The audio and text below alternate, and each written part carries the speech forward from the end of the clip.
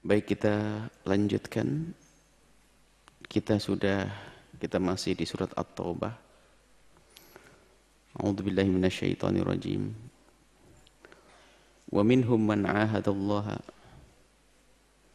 la in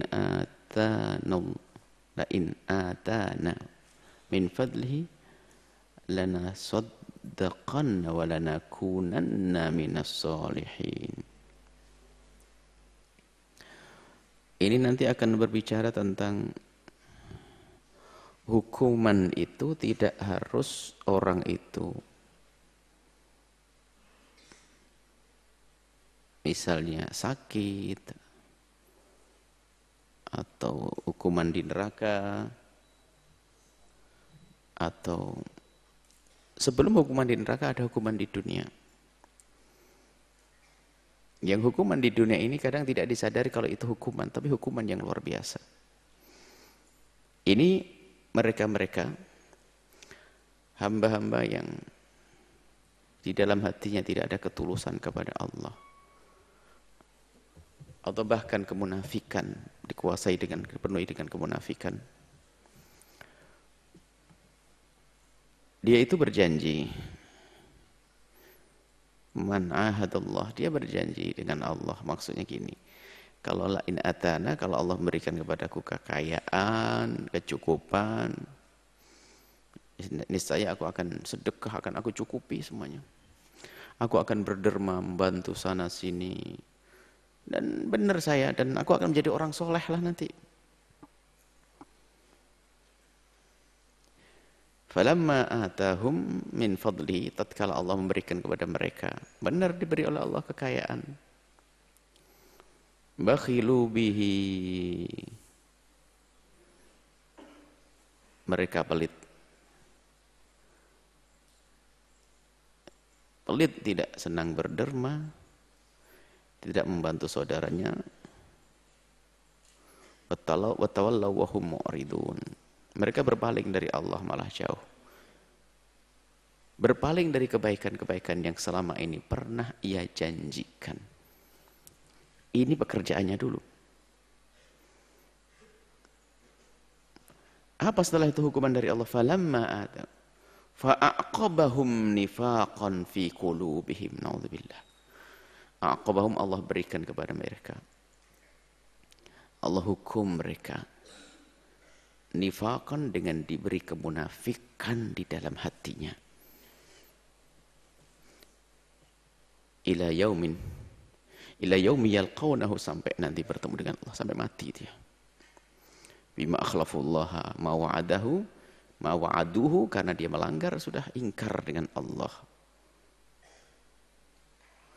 Wa bima kanu yakdzibun, apa yang mereka berdusta, apa mereka dustakan, apa mereka atas kebohongan mereka. Baik, inilah bahaya hukuman yang kadang tidak disadari seorang hamba. Dia punya keinginan, sebelum punya apa-apa, pengennya baik katanya. Sebetulnya bukan keinginan baik yang sesungguhnya. Ada di balik itu semuanya, ada niat yang tersembunyi di dalam hatinya. Niat busuk, dan itu tanpa disadari, dikemas seolah-olah menjadi niat baik, memotivasi dia untuk meraih cita-cita tersebut, hingga berhasil tanpa disadari. Niat di dalam hatinya yang busuk itu ternyata masih tersimpan. Di saat dia sukses, itulah yang akan tampak. Maka disebutkan dalam Imam Al-Ghazali dalam kitab Bidayatul Hidayahnya, menyebutkan tentang orang menuntut ilmu itu niatnya macam-macam. Ada yang niatnya memang untuk Allah dan benar-benar karena Allah, maka dia selamat. Ada yang niatnya seolah-olah karena Allah, tapi sebetulnya enggak, tersembunyi di hatinya itu niat yang jelek. Maka dia bahaya sekali. Kalau enggak segera sadar, bablas ya. Yang ketiga adalah orang yang betul-betul niat mencari ilmu bukan karena Allah. Sehingga dia orang yang terjauh dari rahmat Allah dan dia terkutuk. Nah, kadang orang tidak sadar menuntut ilmu seperti ini, apakah betul karena Allah? Begitu halusnya namanya kerusakan hati itu. Mungkin ada seorang menuntut ilmu sebetulnya yang dicari bukan ke Allah.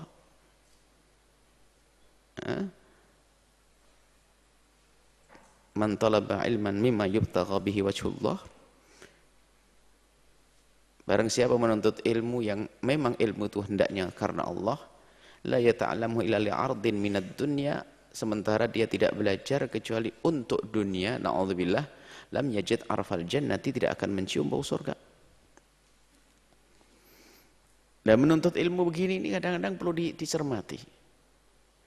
Waktu dia menuntut ilmu, apa yang menjadikan dia pergi ke sana? Termotivasi oleh apa?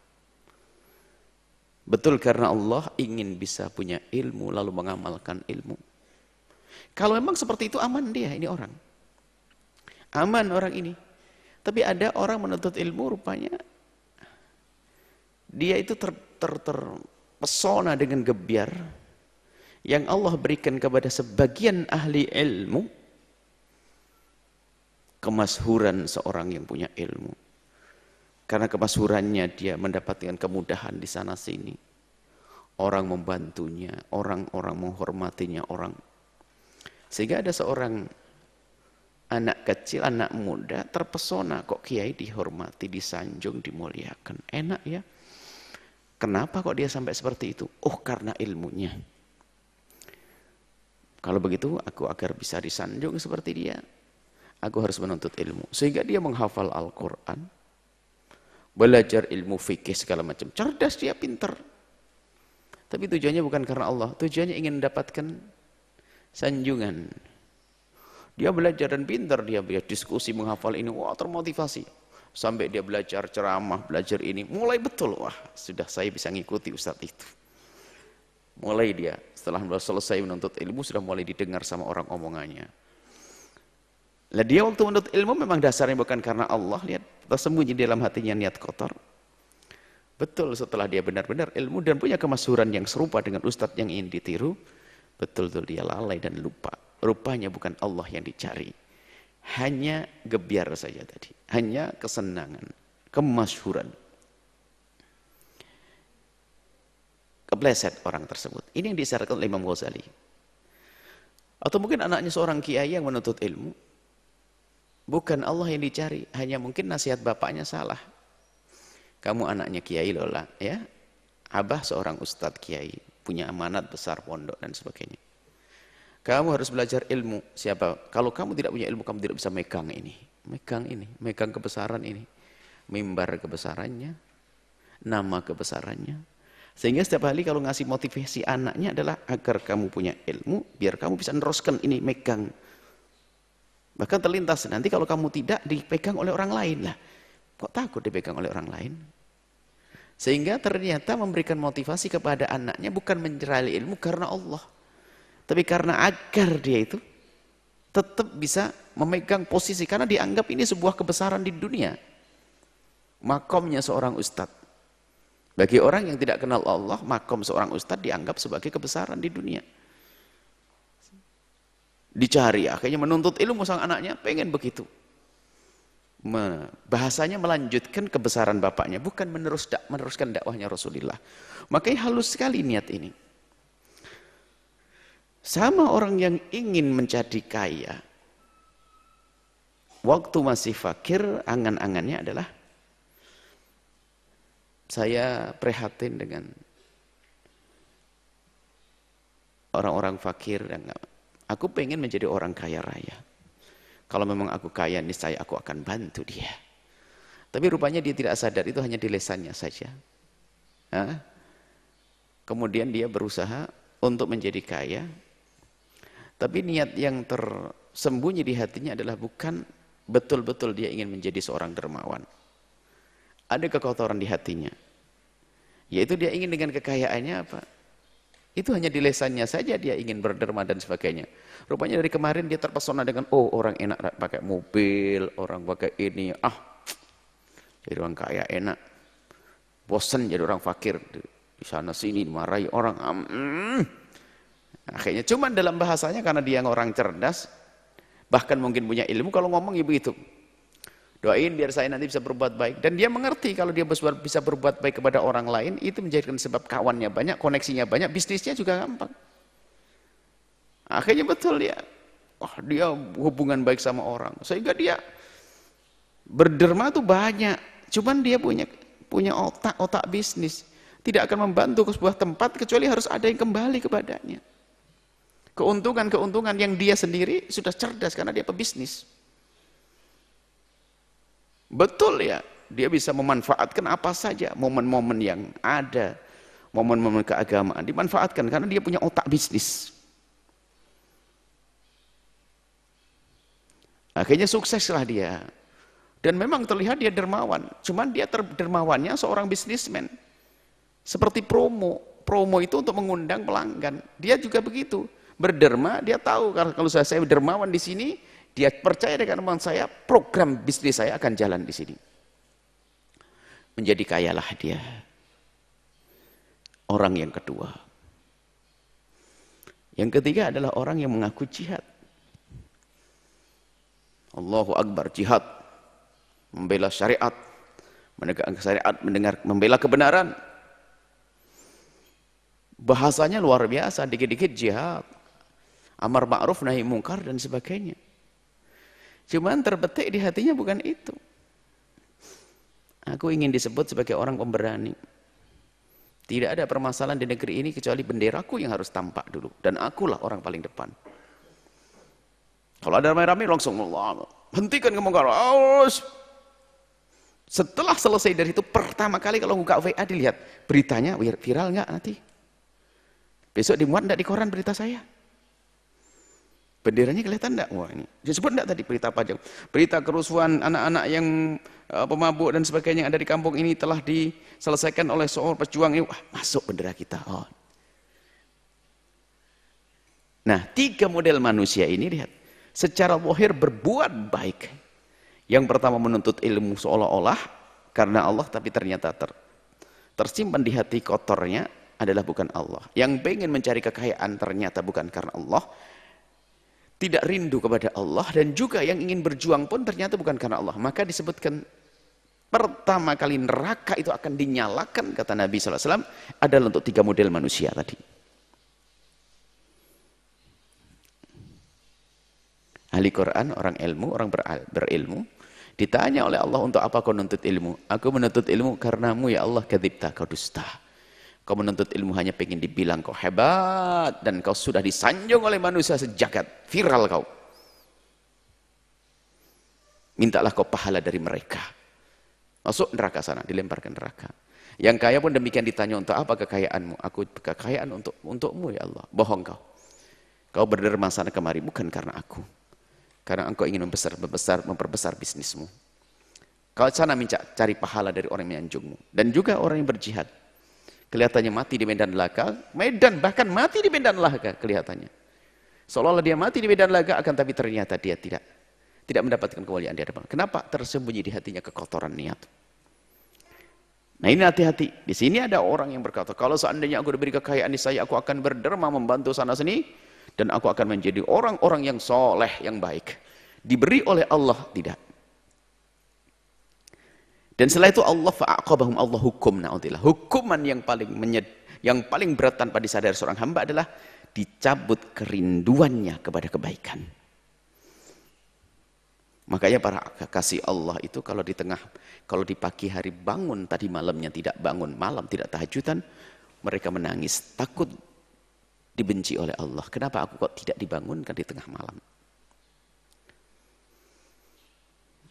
Maka kalau seorang hamba susah melakukan kebaikan, maka ketahuilah sesungguhnya dia telah dihukum oleh Allah. Hukuman yang halus yang Allah berikan kepada seorang hamba adalah tidak dirindukan menghadap kepada yang terkasih dan tercinta, Allah Ta'ala.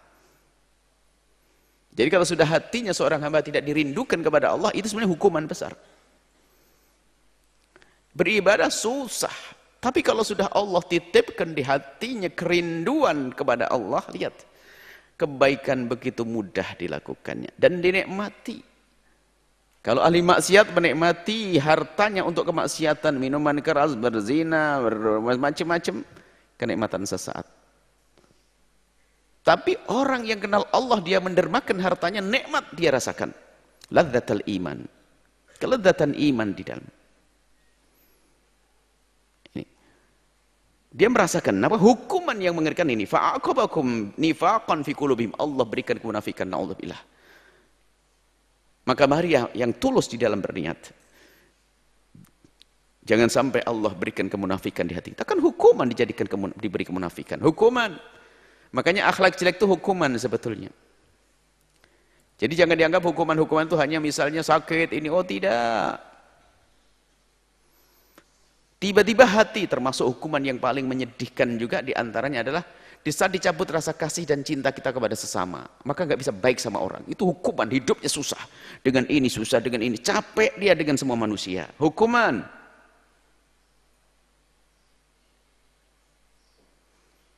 Kalau selama ini kan kita mendengar bahwasanya kalau durhaka pada orang hukumannya hidupnya akan susahin. Itu adalah biarpun itu berat, tapi sebenarnya yang lebih berat lagi tiba-tiba di hatinya. Hatinya tidak senang, hatinya tidak rindu kepada Allah. Akhirnya apa? Semua kewajiban-kewajiban yang Allah bebankan kepada mereka benar-benar jadi beban, bukan menjadi sebuah kenikmatan. Ini. Kenapa? Ya karena tadi. Karena salah di hatinya. Makanya dari itu wahai penuntut ilmu semuanya, tata hatimu. Tata hatimu menuntut ilmu karena Allah. Tata dan tata. Jangan sampai salah. Menghafal Quran, setelah hafal Quran mau ngapain? Biar saya gratis masuk fakultas kedokteran. Hafalan Quran hanya untuk mendapatkan kegratisan fakultas kedokteran, rendah sekali.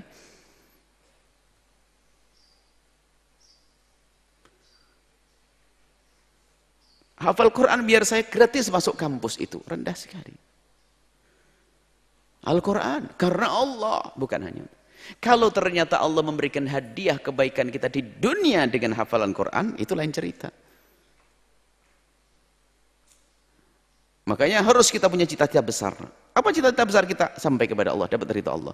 Dengan apa yang selama ini dipelajari. Ini penuntut ilmu.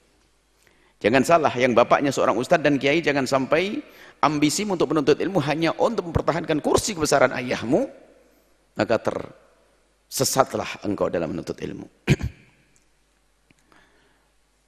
Bukan itu. Ini penuntut ilmu, ini dimulai dari penuntut ilmu.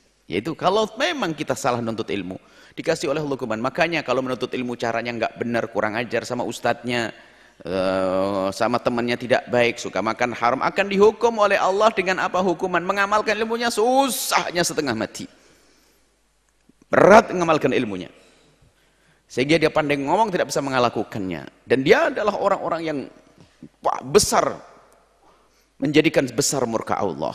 Ilmu banyak, tapi dia mengamalkan ilmunya susah. Itu hukuman sebetulnya, hukuman halus, tidak dirindukan melakukan kebaikan. Seperti dalam Al-Quran dicinya, orang berjanji, kalau sudah dapat aku akan berderma. Tapi tidak, Allah akan beri. Aqabahum nifaqan fi qulubihim. Allah berikan kemunafikan di hatinya. Sebab-sebab kemunafikan itu berarti. Jadi semula dia bukan seorang munafik. Semula bukan seorang munafik, cuman dia salah niatnya. Terpesona dengan gebiar dunia ini. Orang menjadi kaya bukan dilarang. Kaya ahli surga ada, Sayyidina Abdurrahman bin Auf ada. Untuk menjadi pakar, oke, harus. Orang Islam harus, karena khalifah Allah di muka bumi, harus menjadi pionir dalam segalanya. Tapi ingat, jangan lupa Allah dan Allah dan Allah. Benahi hati. Buktikan dengan amal nyata, bukan sekedar kita ngomong dengan lisan kita tentang kerinduan untuk kebaikan. Dan latih di saat dari kecil. Kalau ingin jago berderma dengan miliaran itu mah nanti, dimulai dari kecil sekarang. Kalau kita punya penghasilan 100 ribu per bulan, apakah kita tidak berusaha untuk memotong 2.000 untuk berlatih? Dan diingat bahwasanya aku ingin terus nanti istiqomah seperti itu karena Allah. Di saat gajinya naik menjadi 200 ribu per bulan, menjadi 4 ribu. 1 juta menjadi 10 dan seterusnya.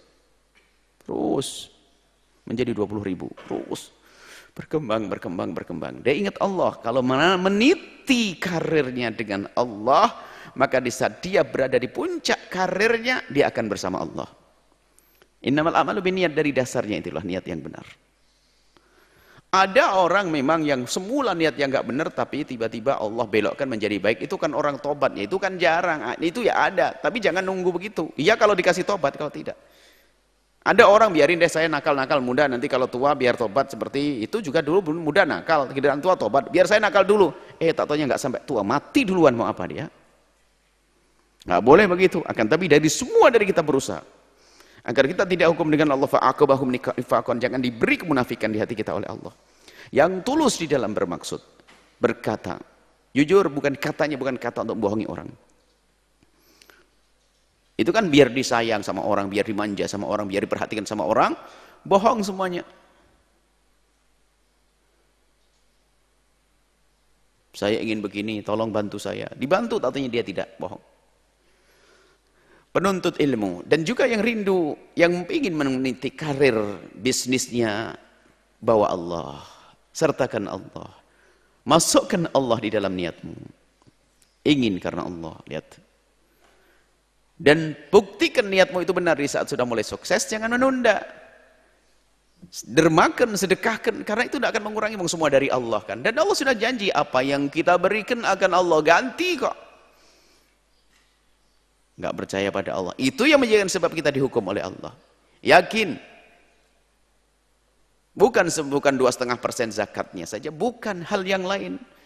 Aku harus peduli dengan orang yang ada di kiri kananku. Dia lebih lemah dariku dari ekonominya. Alhamdulillah, sehari aku bisa makan, sehari aku bisa menggoreng telur. Saya keluarga cuma 5, telur yang aku goreng adalah 5.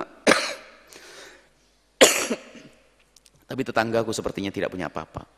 Aku akan goreng 3 untuk berlima di keluargaku, 2-nya akan aku berikan kepada tetangga. Lah ini bakat menjadi orang mulia, orang semacam ini. Jangan sampai di rumahnya di bulan-bulan begini, di hari begini misalnya ada orang kekurangan di kiri kanannya, ternyata dia berfoya berlebihan. Tidak hidup hatinya untuk menolong saudaranya, tidak hidup hatinya untuk menolong fakir dan orang lemah, maka ketahuilah, khawatir hatinya nanti akan dikeraskan oleh Allah. Fa'aqabahum nifaqan fi qulubihim, akan dihukum dengan munafikan. Maka waspada dengan perilaku kita, omongan kita. Ila yaumi yalqawnahu, sampai ketemu Allah nanti. Jadi beringkar dengan apa yang telah Allah, yang ia janjikan kepada Allah, itu yang menjadikan Allah menghukum. Hukuman isi ada sebelum di akhirat, hukuman harus. Nanti kalau saya kaya, saya akan sedekah. Giliran kaya nggak sedekah, oh tunggu. Dihukum oleh Allah, hukumannya apa? Oh nggak ada masalah, saya tidak dihukum, tetap kaya saja. Bukan itu hukuman yang di akhirat, ada memang di dunia. Buktinya apa? Hukumannya, oh kamu kebaikan tambah jauh gitu. Dari kebaikan tambah jauh dia, karena dia ingkar dengan apa yang telah ia janjikan kepada Allah. Maka berusahalah yang ingin menuntut ilmu, berjanji dengan ilmu yang Allah berikan pada kita, akan kita amalkan untuk diri dan akan kita sebarkan. Jadi pejuang Nabi Muhammad yang sesungguhnya. Niat dan niat. Jangan sampai dihukum dengan kemunafikan. Apakah orang berilmu ada yang munafik? Oh ada. Banyak. Kisah munafikin kan bukan orang-orang yang bodoh saja. Yang cerdas, pandai, pintar jadi munafik. Karena waktu meniti ilmunya salah dia, hatinya salah, niatnya salah. Kalau kita kembangkan lebih luas, mendapatkan dia pengen kaya, kalau sudah kaya ingin mengamalkan ingin berderma, tak taunya setelah kaya tidak berderma, maka melanggar Allah, hukumannya kemunafikan. Sama menuntut ilmu. Kalau Imam Ghazali mengingatkan dalam Bidayatul Hidayah, kalau engkau belum bisa menerapkan ilmu praktek hidayah ini kan ilmu praktek ringan maksudnya. Amalkan ini yang sedikit. Kalau yang sedikit saja tidak kamu amalkan, pengen jadi apa? Tanyakan kepada dirimu sendiri. Mulai dari sholat duha, bangun malam, semuanya ini. Bukankah waktu sebelum berangkat ke pondok, cita-citamu adalah ingin dapat setelah itu ingin ngamalkan sudah mengerti itu haram, kenapa kok masih kamu langgar? Loh, mana tidak kau amalkan ilmumu? Kenapa kok tidak berusaha untuk mengamalkan ilmu yang diperoleh? Sedikit ilmu yang diperoleh diamalkan. Semakin banyak, semakin besar amalnya. Kata Imam Ghazali, kalau ada, dan juga Imam Haddad dalam Kitab Risalah Muawanahnya. Dan kitab Adab Sulukil Murid. Kalau ada orang pernah berniat, ketulusannya itu akan terlihat bukan di saat dia mau belajar. Ketulusan dalam niat itu akan terlihat justru setelah dia selesai belajar. Benar diamalkan atau tidak? Sudah dapat ilmu kok tidak diamalkan? Berarti apa? Tanyakan, kamu cari ilmu untuk apa? Untuk aku amalkan. Lah sudah dapat, kenapa tidak kau amalkan? Bingung dia. Makanya berusahalah mengamalkan ilmu sedikit. Kalau tadi kita mendengar jangan menggosok ngambil miliknya orang lain, pastikan itu haram, nggak boleh. Saya nggak boleh pakai miliknya orang. Wong ini nulis ilmu nur dari Allah yang akan aku tulis, bagaimana dengan pulpen curian? Bagaimana aku makan yang haram, kerudung gosok, nggak mungkin. Nah, itulah yang harus diamalkan ilmunya. Kalau sekedar kecerdasan saja, kepandaian akal saja, banyak pendusta-pendusta Musailamah al-Kadzdzab, Abdullah bin Ubay bin Salul, mereka pintar, cerdas, tapi munafik. Makanya berusahalah untuk jujur dengan diri kita sendiri, dengan Allah.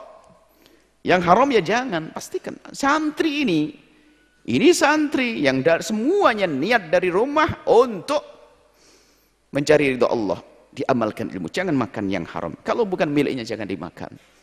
Kalau bukan barangnya jangan dipakai. Kalau harus pakai minta izin yang benar sesuai dengan aturan. Jangan dianggap sepele loh ya. Yang main gosok sandalnya orang dipakai belas-belas santri. Bukan sekarang akibatnya. Akibatnya akan dicabut oleh Allah di hatinya kerinduan melakukan kebaikan. Maka yang sudah ngambil haram, gosok dan sebagainya itu akan diuji oleh Allah, dihukum dengan apa? Susah mengamalkan ilmunya. Ilmunya tetap dapat, dia nggak berguna bagi dirinya. Kalau sudah nggak berguna bagi dirinya, bagaimana? Hukumannya lebih besar di hadapan Allah. Seperti itu. Hati-hati para penuntut ilmu. Alhamdulillah menuntut ilmu hari ini nggak sesusah-susah seperti zaman dulu. Kalau kisah bagaimana Kiai Khalil Bangkalan menuntut ilmu, Syekh Hasyim Asy'ari dan ulama-ulama dulu tuh makannya susah. Sampai ada yang punya pohon, nanam pohon, nggak ada pohon yang ditanam, adanya pohon pace. Itu dibuat sarapan. Kamu mau sarapan pohon pace? Hah? Nanti buat. Makannya begitu sederhana. Tapi jadi ulama-ulama. Karena apa yang dimakan halal, bersih. Tidak mau makan makanan yang asal. Maka hei para wali santri, kami tidak menunjuk kepada santri Anda di sini saja. Berikan kepada anakmu yang halal. Kalau tidak halal nanti justru akan Allah hukum anak-anak itu dengan susah mengamalkan ilmunya. Karena dari sesuatu yang haram. Ulama su' nanti pada akhirnya. Di pondok manapun Anda misalnya, saya tidak bicara tentang pondok di sini. Orang tuanya punya tanggungan, kewajiban membayar sesuatu kepada anaknya, harus terus terang kepada pengurusnya. Tidak boleh diam. Artinya kalau diam-diam tidak pernah ngasih makan anaknya bertahun-tahun. Kalau mengatakan saya belum bisa dan memang betul belum bisa, Allah Maha Pengampun kok. Tapi kalau ternyata ada kecurangan dan sebagainya, menuntut ilmu ini. Ini urusannya adalah urusan dengan nur yang Allah berikan ke hatinya. Wa nurullahi la yuhda lil 'asi, ilmu Allah, nur dari Allah ini, cahaya ilmu ini tidak akan diberikan kepada orang yang kotor dengan kemaksiatan. Ini penuntut ilmu, hati-hati. Jangan meremehkan keharaman. Akan dihukum oleh Allah fa'aqabahum nifaqan fi qulubihim. Karena sudah enggak sesuai dengan omongannya, janjinya. Maka Allah akan hukum, ada kemunafikan di hatinya, na'udzubillah. Makanya ada ulama-ulama su' itu kalau dititi ya belajarnya. Tidak tahu dari makanan apa yang dimakan atau bagaimana. Perilakunya seperti apa. Mungkin dia memang ahli sujud. Wah, dia waktu belajar dulu kelihatannya di masjid saja dia. Enggak pernah keluar dari masjid, belajarnya di masjid, menuntut ilmunya, Masya Allah. Dia rajin, soleh banget. Oh, enggak sadar. Dia termasuk orang leb-leb, makan temannya diambil. Tidak pernah mikir makan lab. Pulpen temannya dipakai nulis, buku temannya ini. Oh gitu, ya itu sebabnya. Ini bagi menuntut ilmu. Nanti yang ingin menjadi seorang yang kaya, sukses, hati-hati. Tata hatimu. Tata hatimu. Kalau di dalam hadis disebut tentang kisah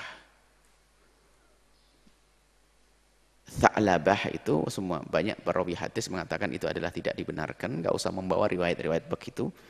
Ada sahabat namanya Tha'labah yang katanya semula fakir, setelah kaya jadi meninggalkan sholat Jumat, lalu itu tinggalkan itu cerita. Sebab banyak muhadditsin mengatakan itu riwayat tidak dibenarkan untuk dibawa-bawa. Karena yang namanya Tha'labah adalah orang yang terbukti baik dalam sejarah hidupannya, kan, tapi itu cerita tidak riwayatnya tidak dibenarkan, tidak perlu dibawa-bawa. Baik, yang ingin menjadi seorang pebisnis bukan dilarang. Al-mu'minul qawiyyu ahabbu ilallahi. Orang yang beriman yang kuat lebih dicintai oleh Allah. Tapi ingat, tolong ditata. Jika memang engkau rindu kepada Allah, niatlah, sertakan Allah di dalam perjuanganmu. Kapan aku mendapatkan rezeki, akan aku mulai hari ini. Jangan nunggu nanti. Kalau nanti terlanjur menumpuk utangmu dengan Allah. Kalau sudah menumpuk utangmu dengan Allah, berarti melanggar Allah, akan semakin keras hatinya. Susah berderma. Orang lain berderma 100 juta, miliaran, enteng. Dia itu nyumbang 100 ribu, itu masih dipilih 100-an ribu yang paling kotor. Yang jelek. Kan 100-an ribu ada duit baru dan dilihat. Itu pun masih mundur 100 ribu. Diuji oleh Allah dengan kekikiran di dalam hatinya. Padahal duitnya miliaran. Makanya kan aneh. Ada orang kekayaannya melimpah tapi gak bisa berbuat baik. Kenapa? Dihukum oleh Allah dengan tidak senang berbuat baik. Atau tiba-tiba dia berbuat baik tapi bukan untuk tempat yang baik. Itu hukuman sebetulnya. Karena Allah ingin menambah. Allah ingin menghukum dia dengan hukuman yang pedih. Maka dimudahkan dia untuk maksiat dan maksiat. Kaya dia. Ada dua model orang kaya yang tersesat. Kaya yang tidak senang untuk berbuat baik. Yang kedua adalah orang kaya yang berbuat baik yang tidak memikir. Kalau sumbangan untuk kebaikan beratnya setengah mati. Tapi kalau untuk kemaksiatan dia nomor 1. Bahkan dia ikut campur dan turun tangan. Allah. Dia dihukum sebetulnya oleh Allah. Cuman dia tidak sadar. Dihukum oleh Allah karena apa? Cara mencari rezekinya haram dan niat yang gak benar, akan dihukum lebih dalam lagi di neraka. Maka dari itu siapapun yang berindu untuk menjadi seorang bisnismen bukan dilarang. Abdurrahman bin Auf adalah orang kaya. Banyak sahabat-sahabat Nabi yang kaya. Akan tapi tolong bawa Allah, sertakan Allah. Dan jangan berbohong seperti ini. Yang dalam kisah Al-Quran. Falamma atahum min fadlihi, setelah diberi oleh Allah, ternyata apa? Bakhilu bih. Pelit. Untuk kebaikan. Pelit di sini pelit untuk kebaikan. Untuk kebaikan beratnya setengah mati, tapi untuk kemaksiatan Masya Allah. Semangat, naudzubillah. Itu merupakan hukuman Allah di dunia sebelum di akhirat itu. Jangan sampai tenang-tenang saja. Kekayaannya melimpah, rumah di mana-mana, villa di mana-mana, mobil banyak. Tapi bangun musola kecil saja nggak bisa. Karena apa? Allah nggak mau, nggak senang dengan dia, nggak boleh masuk surganya. Terus akan karena Allah tidak sayang kepadanya. Na'udzubillah. Makanya sadarlah semua dari kita. Dimulai dari kecil kita ingat Allah dengan apa yang Allah berikan kepada kita. Saya punya gaji 1 juta sebulan. Untuk Allah berapa? Dan itulah yang abadi. Yang abadi yang diberikan untuk Allah Subhanahu wa taala. Kalau 10 juta, kalau bisnis yang sukses diberikan, jangan menunda. Jangan menunda, kalau menunda bakhilu bihi wa tawallaw wa hum mu'ridun. Enggak mau lagi dengan bagian. Akhirnya fa'aqabahum nifaqan fi qulubihim. Allah hukum dengan kemunafikan di dalam hatinya. Inilah yang bisa kami hadirkan pada kesempatan ini. Dan semoga Allah memberikan kepada kita ketulusan nih, penuntut ilmunya menjadi penuntut ilmu yang tulus karena Allah. Cara menuntut ilmunya dengan benar, tidak melanggar Allah. Kalau kita ada kesalahan sedikit-sedikit, ya manusia. Bukan berarti nggak mungkin melakukan haram. Oh, melakukan haram. Cuman sekedar sadar. Misalnya, karena selama ini dia leb-leb makan milik saudaranya, tak tanya dia makan, ingat astagfirullahaladzim. Nggak sadar tiba-tiba pakai pulpennya orang. Pulpen orang. Sadar nama. Nggak sadar dia pakai sandalnya orang. Mau berobat. Tapi yang sudah merasa nggak pernah bersalah itu sudah diuji oleh Allah. Dihukum, bukan diuji. Dihukum oleh Allah. Melakukan keharaman tenang-tenang saja. Ngosop tenang-tenang. Ngambil bajunya orang tenang-tenang.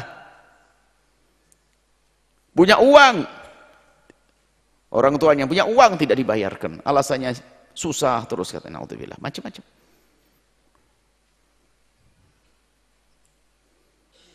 Atau anaknya diberi yang haram. Makanya kami pesan Buya, sering-sering pesan Buya, agar menafkahi dengan harta yang halal. Ada hubungannya ke sana. Kalau sudah keras hati itu susah. Nasihat dari siapapun nggak datang, kalau malaikat turun pun tetap saja geleng dia. Karena keras hati. Baik, itu saja. Semoga Allah melembutkan hati kita. Menjadikan hati yang rindu kepada Allah. Dan semoga Allah tidak menghukum kita dengan kemunafikan dan kekerasan hati karena kesalahan dan kemaksiatan kita yang selalu dan pasti ada. Tapi ingat, kemaksiatannya orang yang beriman adalah bukan kemaksiatan yang disengaja karena menantang Allah. Kepleset, ya. Melihat tidak sengaja ini, kemudian haram. Tapi kalau sudah orang keras hatinya, lihat, merencanakan maksiat. Zina direncanakan, mencuri, mengambil direncanakan, nyopet direncanakan, korup direncanakan. Semuanya. Karena apa? Hidupnya memang hidup dengan kehinaan dia. Tapi kalau orang beriman tidak. Kalau melakukan kemaksiatan karena kepleset. Iya kepleset, segera kembali. Wallahu a'lam bissawab.